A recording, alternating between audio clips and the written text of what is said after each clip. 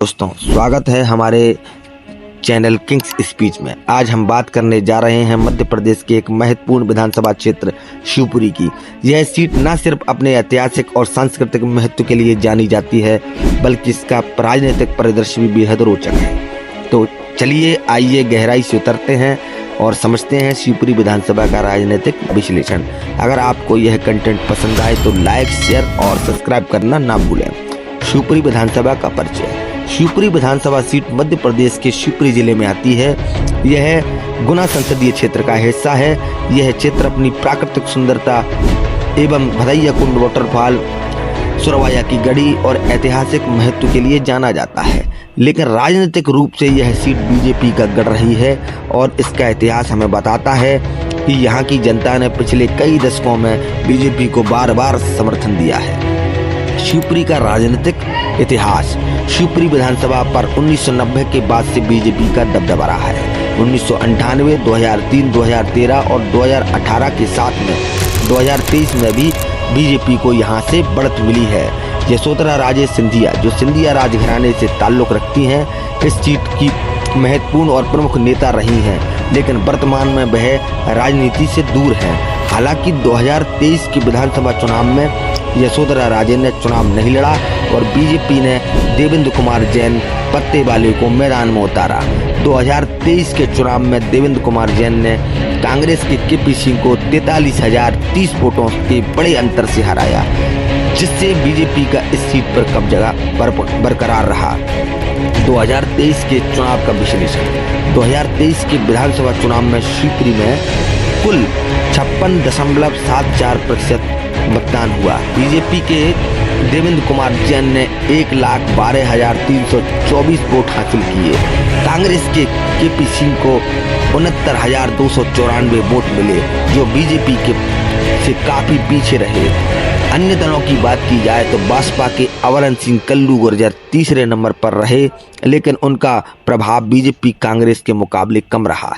इस जीत ने एक बार फिर साबित किया कि शिवपुरी में बीजेपी की पकड़ मजबूत है। लेकिन सवाल यह है कि बीजेपी की इस जीत के पीछे क्या कारण रहे। बीजेपी की जीत के कारण पहला है सिंधिया फैक्टर। शिवपुरी को सिंधिया परिवार का गढ़ माना जाता है। ज्योतिरादित्य सिंधिया के बीजेपी में शामिल होने के बाद इस क्षेत्र में बीजेपी की स्थिति और मजबूत हुई है। स्थानीय मुद्दों पर फोकस। बीजेपी ने स्थानीय मुद्दे जैसे बुनियादी ढांचा, शिक्षा और पर्यटन को बढ़ावा देने पर जोर दिया। शिवपुरी में कई उच्च शिक्षा संस्थान जैसे चिकित्सा और इंजीनियरिंग कॉलेज बीजेपी के विकास कार्यों का हिस्सा रहे हैं। अब बात करते हैं कांग्रेस की कमजोरी की।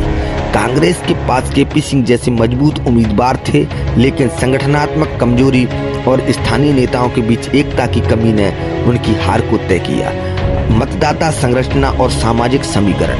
शिवपुरी की आबादी में विभिन्न समुदायों का मिश्रण है, जिसमें प्रमुख रूप से ब्राह्मण मतदाताओं की संख्या 28,000, वैश्य 22,000, जाटा 20,000, आदिवासी 25,000, लोधी 16,000, मुस्लिम 18,000, राठौर 10,000। यहाँ बीजेपी ने सामाजिक समीकरणों को साधने के लिए सफलता हासिल की, खासकर ब्राह्मण और वैश्य समुदायों का समर्थन प्राप्त किया। वहीं कांग्रेस ने आदिवासी और मुस्लिम वोटर पर फोकस किया, लेकिन वह पर्याप्त वोट जुटाने में नाकाम रही। हालिया राजनीतिक घटनाक्रम। हाल ही में शिवपुरी के बीजेपी विधायक देवेंद्र जैन ने अपनी ही सरकार पर भ्रष्टाचार के गंभीर आरोप लगाए। उन्होंने प्रेस कॉन्फ्रेंस में कहा कि जिले के सरकारी दफ्तरों में भ्रष्टाचार चरम पर है।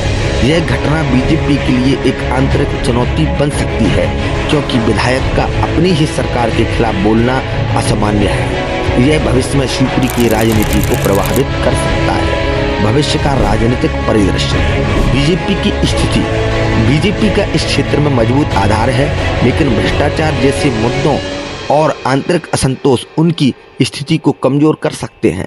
कांग्रेस की चुनौतियां। कांग्रेस को इस सीट पर वापसी के लिए संगठनात्मक मजबूती और स्थानीय नेताओं को एकजुट करने की जरूरत है।